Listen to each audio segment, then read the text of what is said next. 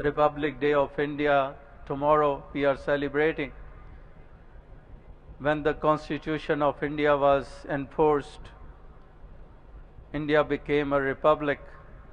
Although we got independence in 1947, but it was in 1950 that we became a republic.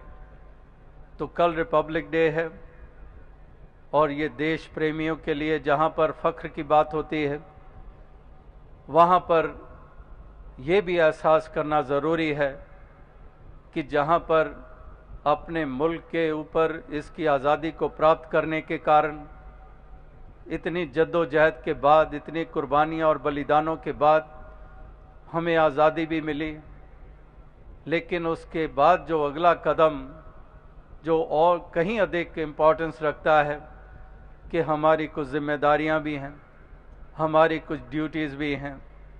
हमने इस देश को अखंड रखना है, हमने देश को मजबूत रखना है, हमने देश को कमज़ोर नहीं करना दंगे फसाद करके, हमने कमज़ोर नहीं करना शोषण करके, एक्सप्लॉइट करके, मिलजुल कर चलना है। सब ने एक दूसरे की कदर करनी है और मिलजुल कर हमने देश को और आगे बढ़ाना है। तो इस तरह से आप भक्त एक जहां सही मायनों में प्रभु की इबादत बंदगी कर रहे हैं, वहां पर देश के लिए भी आप हमेशा उसी वफादारी का प्रमाण हमेशा देते हैं। तो हमेशा सेवा दल के जवान यही गाते हैं कि ना हिंदू ना सिख ईसाई ना हम मुसलमान हैं, मानवता है धर्म हमारा, हम केवल इंसान हैं।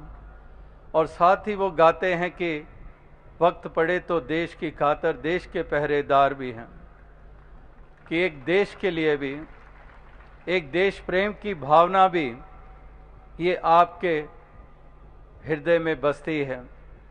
इसलिए आप लगातार हमेशा देश के हित के लिए ही कार्य करते हैं, सारी मानवता के हित के लिए कार्य करते हैं।